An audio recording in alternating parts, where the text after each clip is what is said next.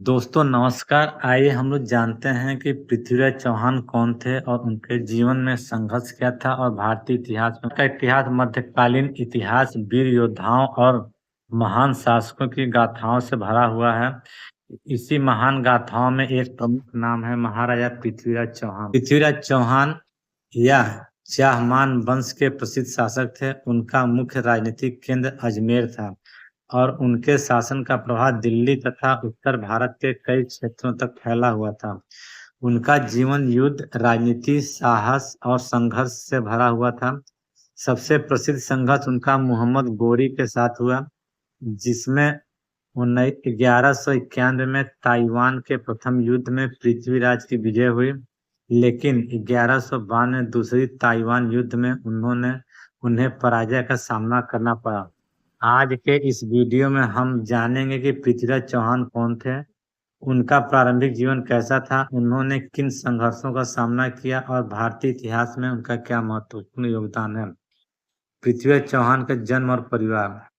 पृथ्वीराज चौहान को इतिहास में पृथ्वीराज तृतीय के नाम से भी जाना जाता है। उनके पिता सोमेश्वर चौहान वंश के शासक थे और उनकी माता कपूर्ण देवी थी। उपलब्ध ऐतिहासिक स्रोतों के अनुसार पृथ्वीराज ने कम उम्र में ही शासन की जिम्मेदारी संभाल ली थी। उनका प्रमुख राज्य क्षेत्र सपादलक्ष कहलाता था और अजमेर उनका महत्वपूर्ण सत्ता केंद्र था। बचपन से ही पृथ्वीराज को युद्ध कला, घुड़सवारी और शस्त्र संचालन का प्रशिक्षण मिला। उनके बारे में बाद की लोक गाथाओं में असाधारण वीरता और युद्ध कौशल की अनेक कहानियां मिलती हैं। कम उम्र में सिंहासन की जिम्मेदारी। पृथ्वीराज के सामने सबसे बड़ी चुनौती थी कम उम्र में एक बड़े राज्य की जिम्मेदारी संभालना। उनके शासन के शुरुआती वर्षों में राज्य के प्रशासन में उनकी माता और अन्य प्रभावशाली लोगों की भूमिका रही। धीरे धीरे पृथ्वीराज ने स्वयं शासन की बागडोर संभालनी और अपने राज्य की शक्ति को बढ़ाने का प्रयास किया। उनका शासन केवल एक ही युद्ध तक सीमित नहीं था। उन्होंने आसपास के कई राजाओं और राज्यों के साथ संघर्ष किया और अपने प्रभाव का विस्तार किया। मध्यकालीन भारत में अलग अलग राजवंशों के बीच सत्ता और क्षेत्रों को लेकर लगातार संघर्ष होते रहते थे। पृथ्वीराज चौहान ने भी अपने राज्य की सुरक्षा और विस्तार के लिए कई सैन्य अभियान चलाए। ऐतिहासिक स्रोतों में उनके संघर्षों का उल्लेख चंदेल शासक परमदेव सहित अन्य पड़ोसी शक्तियों के साथ मिलता है। इन संघर्षों में पृथ्वीराज को एक अनुभवी योद्धा और शक्तिशाली क्षेत्रीय शासक के रूप में स्थापित किया। इसी समय उत्तर पश्चिम से मोहम्मद गोरी की शक्ति तेजी से बढ़ रही थी। गोरी का लक्ष्य भारतीय उपमहाद्वीप में अपना राजनीतिक प्रभाव बढ़ाना था। उसकी सेनाओं और उत्तर भारत के राजपूत शासकों के बीच संघर्ष बढ़ने लगे। आखिरकार पृथ्वीराज चौहान और मोहम्मद गोरी का सामना उस समय के सबसे प्रसिद्ध युद्धों में हुआ। यह ताइवान का युद्ध है। साल 1191 में ताइवान के मैदान में पृथ्वीराज चौहान और मोहम्मद गोरी की सेनाओं के बीच युद्ध हुआ। इस युद्ध में पृथ्वीराज चौहान की सेना ने गोरी की सेना को पराजित किया। ब्रिटिश म्यूजियम भी 1191 में पृथ्वीराज द्वारा मोहम्मद गोरी के आक्रमण को पीछे हटाने का उल्लेख करता है।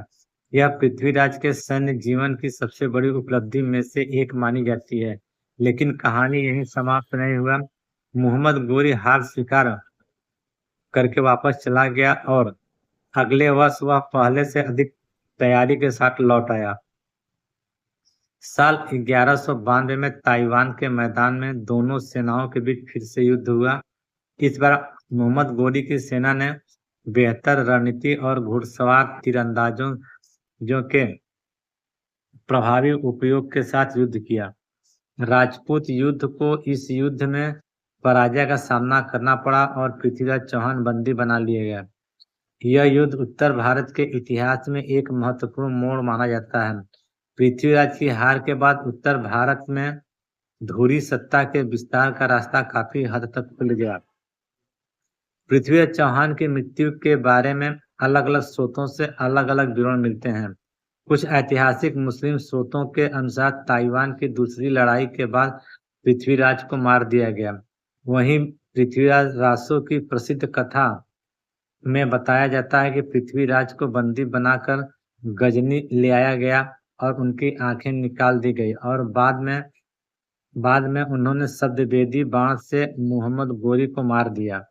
लेकिन इतिहासकार इस कथा को प्रमाणित ऐतिहासिक तथ्य नहीं मानते। आधुनिक स्रोत के अनुसार पृथ्वीराज रासो में ऐतिहासिक घटनाओं के साथ कई लोक कथात्मक और अतिरिक्त तिंज प्रसंग भी शामिल हैं। पृथ्वीराज चौहान की वीरता की लोकप्रिय छवि बनाने में पृथ्वीराज रासो की महत्वपूर्ण भूमिका रही। परंपरा के अनुसार इसे उनके दरबारी कवि चंद बरदाई से जोड़ा जाता है। इस ग्रंथ में पृथ्वीराज की वीरता, युद्धों और उनके जीवन से जुड़ी अनेक कथाएं मिलती हैं, लेकिन वर्तमान रूप में उपलब्ध रासो को पूरी तरह समकालीन और विश्वसनीय इतिहास नहीं माना जाता।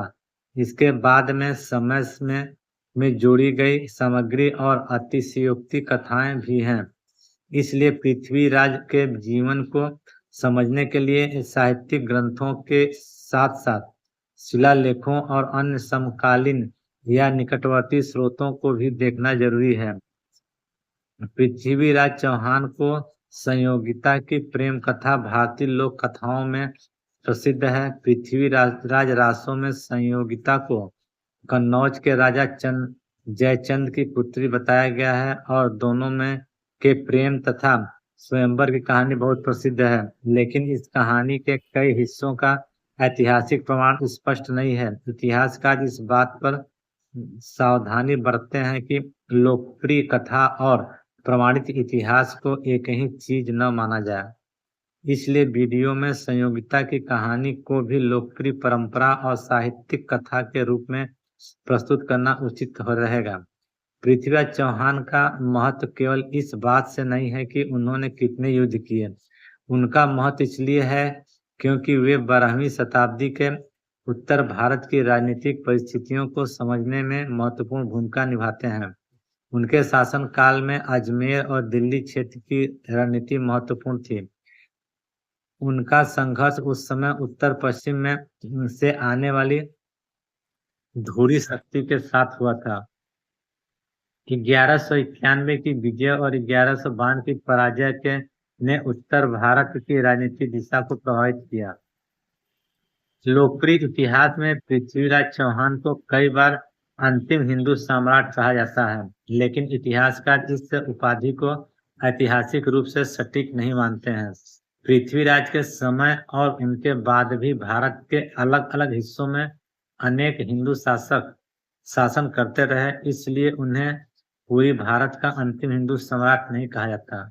फिर भी उत्तर भारत में उनकी राजनीतिक और सैन्य भूमिका अत्यंत महत्वपूर्ण थी और उनकी वीरता की स्मृति भारतीय लोक परंपरा में आज तक। पृथ्वीराज चौहान का जीवन हमें कई बातें सिखाता है। पहला, कठिन परिस्थिति में साहस बनाए रखना। दूसरी, अपने राज्य और जनता की रक्षा के लिए नेतृत्व करना। तीसरा, युद्ध में केवल वीरता ही नहीं बल्कि रणनीति और परिस्थितियों को भी समझना जरूरी है। चौथा, इतिहास को समझने समय वीर गाथाओं के साथ प्रमाणित स्रोतों का अध्ययन भी आवश्यक है। पृथ्वीराज चौहान का जीवन भारतीय इतिहास और लोक स्मृति दोनों में विशेष स्थान रखता है। वह एक शक्तिशाली चौहान शासक थे जिन्होंने कम उम्र में सत्ता संभाली और अनेक राजनीतिक तथा सैन्य चुनौतियों का सामना किया। 1191 में उन्होंने तराइन के प्रथम युद्ध में मोहम्मद गोरी की सेना को पराजित किया, लेकिन 1192 के दूसरे तराइन युद्ध में उन्हें हार का सामना करना पड़ा। इस दूसरे युद्ध का उत्तर भारत के राजनीतिक इतिहास पर गहरा प्रभाव पड़ा।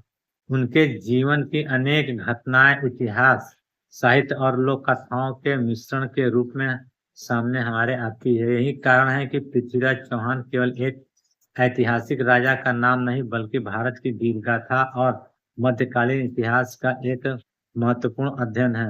अगर आपको ये वीडियो पसंद आई हो तो इसको लाइक करिए, मेरे चैनल को सब्सक्राइब करिए और बेल नोटिफिकेशन को अवश्य दबाएं, जिससे मेरी आने वाली वीडियो आपको समय से प्राप्त हो सके। दोस्तों नमस्कार, धन्यवाद। फिर मिलते हैं नए वीडियो के साथ।